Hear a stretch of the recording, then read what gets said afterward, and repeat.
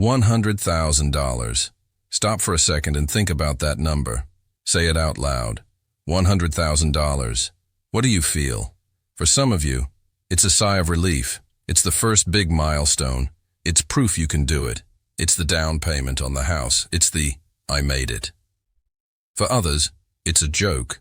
It's what an athlete spends in a weekend. And for many, maybe for most, it feels like an impossible summit to reach. But here's the truth. Nobody tells you about the first $100,000. They aren't the finish line. They are the start. They're the tutorial level that you, after so much sweat and sacrifice, have finally completed. The real game begins now. What happens after those 100,000? That's where the magic and the financial disasters truly happen. Have you ever stopped to think about why some people take off from that point like a rocket, heading for 500,000, heading for $1 million, seemingly without effort, while others, maybe people you know, or maybe even you, hit that mark and get stuck? They spin their wheels in the same place for 5, 10 years, watching inflation slowly devour all that hard work. Why?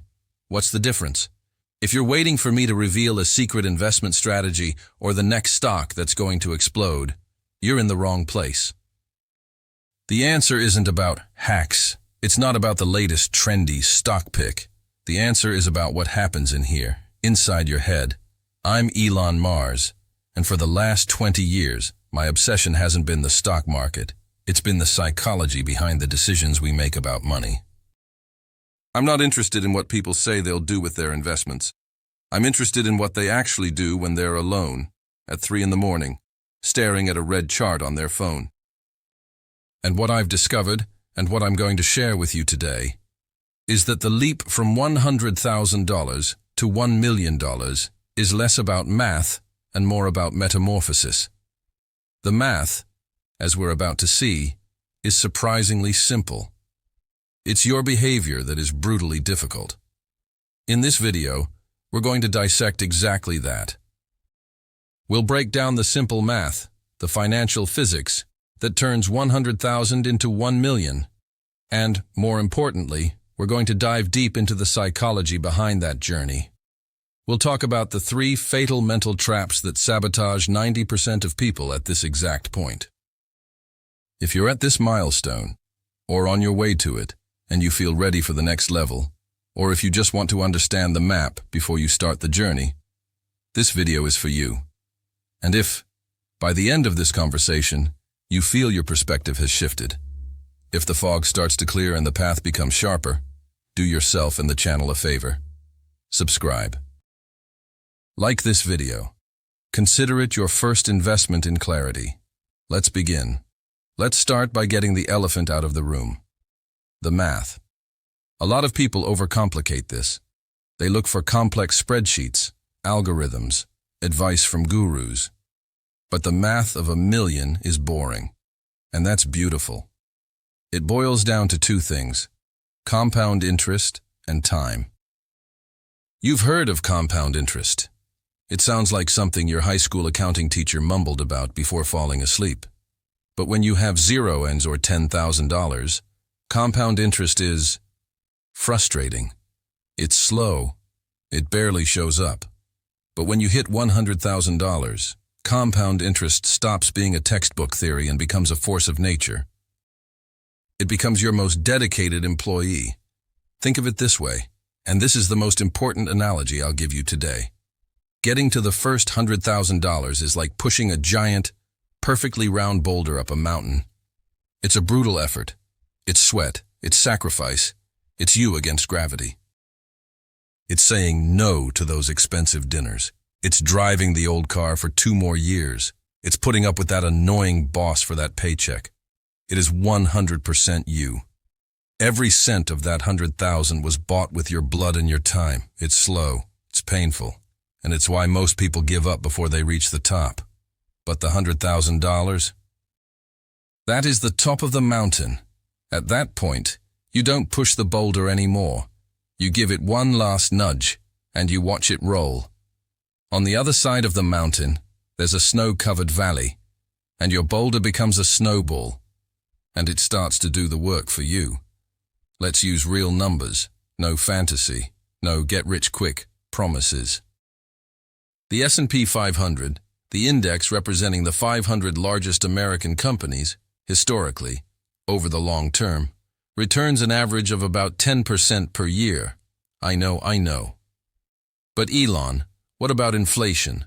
What about the bad years? Great. Let's be conservative. Let's take out inflation and use a real return of 7% per year.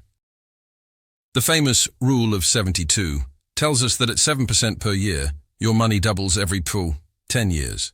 So, you have $100,000. You put it in a low-cost index fund, like VOO or VTI from Vanguard, that simply tracks the market. You do absolutely nothing else. In 10 years, you have $200,000. In 20 years, you have $400,000. In 30 years, you have $800,000. In 32 years, you cross the $1 million mark. That, without adding a single extra cent from your pocket, you literally went to sleep for 30 years and woke up a millionaire. But Elon, you say, I don't want to wait 30 years. Of course you don't, and that's where the magic accelerates. Let's redo the math. You have your $100,000 earning 7%. But you haven't stopped living. You're still the disciplined person who saved the $100K. You keep adding, let's say, $1,000 a month. Just $1,000. You know how long it takes to get to $1 million now. It's not 32 years, it's 21 years.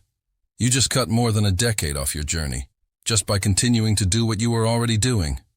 But let's be honest.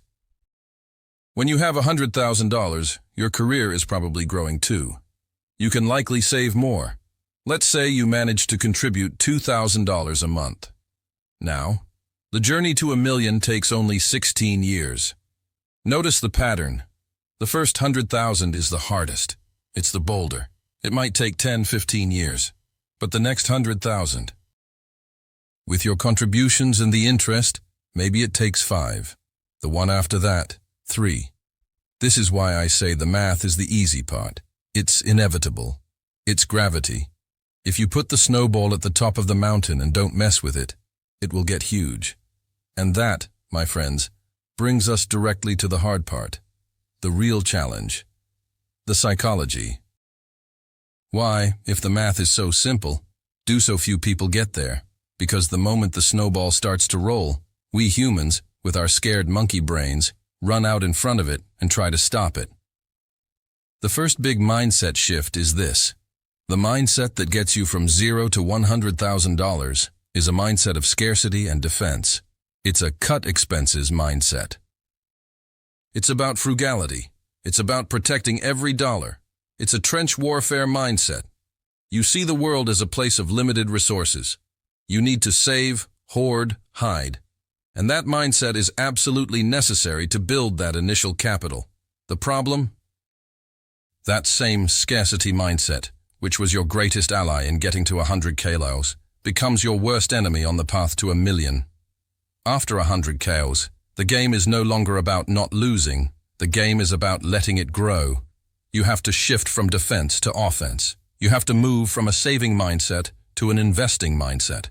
And that is terrifying. What do I see every day in my practice? People who grinded for a decade to save $100,000 and are paralyzed by fear. They see that number in their brokerage statement and treat it like a precious crystal artifact. They are terrified of losing it because they remember the cost. They remember the vacations they didn't take, the dinners they turned down. That money isn't abstract. It's made of lifetime. The psychologist Daniel Kahneman won a Nobel Prize for proving this. It's called loss aversion. For us humans, the pain of losing $100 is twice as strong as the pleasure of gaining $100. Now, apply that to your $100,000. You see the market drop 10% in a bad month. Your $100,000 becomes $90,000. The pain you feel, that $10,000 loss, is unbearable. It feels like someone stole a year of your life. So, what does the person with the scarcity mindset do? They sell everything. They run for safety. They put the money in a savings account, or in short-term T-bills where it's safe. Safe from what? Safe from growing. They are so afraid of seeing their money drop 10% in a month that they guarantee it loses 3% to 5% every year to inflation. It's insane logic. They're still pushing the boulder, even though they're at the top of the mountain. They don't trust the snowball. The first and deepest mindset shift is this. You have to get comfortable with volatility. You have to accept, in your core, that the market is not a straight line. It's a broken escalator. Sometimes it goes down a little, but in the long run, the direction is up. Your $100,000 becoming $90,000 in a bear market isn't a real loss, unless you sell. It's the price of admission. It's the fee you pay to join the compound interest club. You have to stop checking your portfolio every day. Turn off CNBC. Stop listening to your brother-in-law who thinks he knows everything. You trade short-term fear for long-term greed. Greed in a good way, of course. Greed for your time back. That's the first trap, fear, but it's not even the worst one. There are two others, even more deadly, that catch almost everyone. Fatal error number 1, impatience, or what I call active boredom. You have your $100,000. You've seen my math. You understand that in 10 years, it doubles. And your lizard brain screams, 10 years? I don't have 10 years. I want it now. I deserve it now. We live in the age of instant gratification. We want food in 10 minutes, a movie on demand, overnight success. And passive investing is boring. It's like watching grass grow. And when we get bored, we do stupid things. You start to optimize. You listen to some 20-year-old guru on TikTok who says the S&P 500 is for losers, that you should be in tech, growth stocks, or that dog-themed cryptocurrency, or in binary options. You start trying to time the market. You sell when the news is bad and buy back when everything is euphoric. You turn a don't-lose-his game, passive investing, into a win-at-all-costs game, speculation. And here's the plot twist I promised at the beginning, the one insight that, I hope, will change how you see your investments forever. The biggest risk to your $100,000 portfolio is not a recession. It's not inflation. It's not a war on the other side of the world. It's not the politician you hate. The biggest risk to your money, by far, is you. It's your impatience. It's your arrogance in thinking you can beat millions of computers and finance PhDs. It's your twitchy finger clicking sell at the bottom of the market. Studies from Vanguard, from Morningstar, from Fidelity. They all show the same thing, year after year. The average investor underperforms the very funds they invest in. How is that possible? Because they buy high, FOMO, fear of missing out, and sell low, panic. They are driven by fear and greed, always at the wrong time. Your job, after 100K, is not to be a genius. Your job is to not be an idiot. Your job is to be boring. It's to automate your investments in a low-cost index fund, like VO or VTI, and go live your life. Go walk the dog. Learn to paint. The math will do the rest. It's simple, but it's not fast. And humans hate simple, but not fast. This brings us to fatal error number 2, and this one is subtle. It's the silent thief. I call it lifestyle inflation. You did everything right. You worked hard. You sacrificed. You finally have $100,000 liquid. Your invisible employee is there, ready to work. And what does your lizard brain say? You deserve it. You deserve a reward. And the reward, of course, is a new car. After all, your neighbor, the one you know lives paycheck to paycheck and is drowning in debt, just bought a new Tesla or a BMW. You can't be left behind, can you? Your reputation. Or maybe it's not a car. Maybe it's a bigger house. That upgrade you think you need. More expensive vacations. Dinners at Michelin star restaurants. Designer clothes. I call this moving the goalposts. You finally have an employee, your $100,000, working for you, 24 hours a day. And the moment it starts delivering results, the $7,000 or $8,000 a year, you fire it.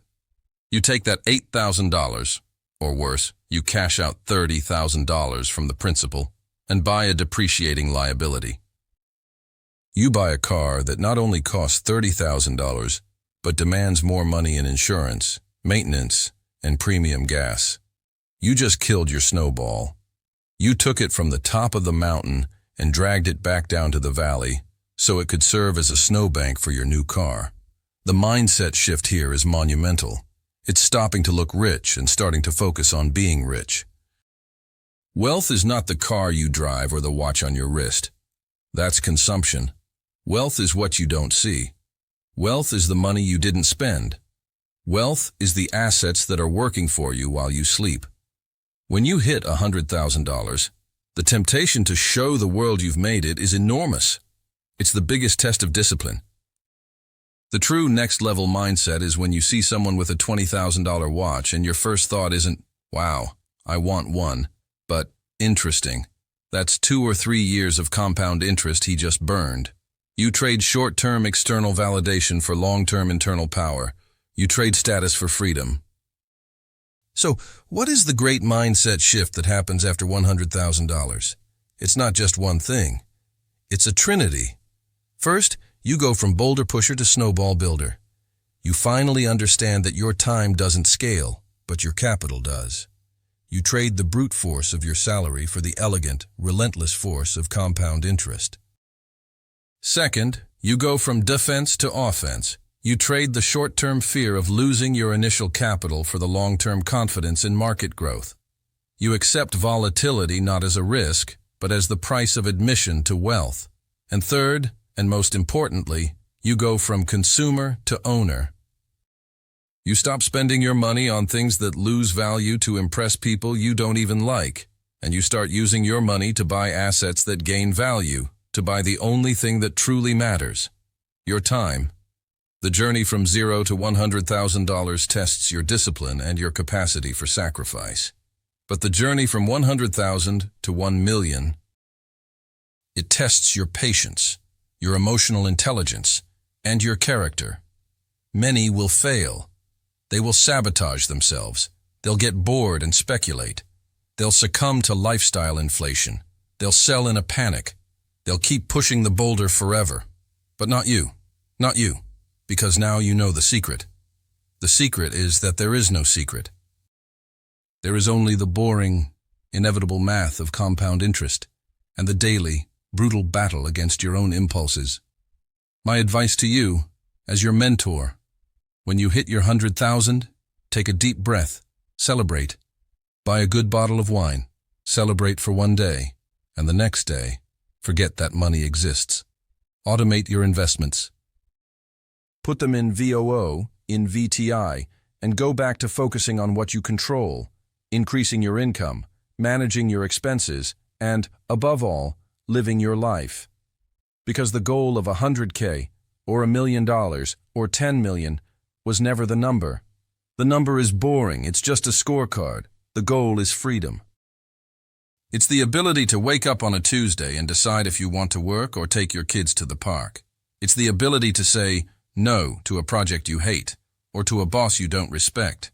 It's the security of knowing that, no matter what happens in the economy, your family is protected. It's peace of mind. That is the prize. And it's waiting for you, patiently, on the other side of your own impatience. I'm Elon Mars. Thank you for investing your time with me.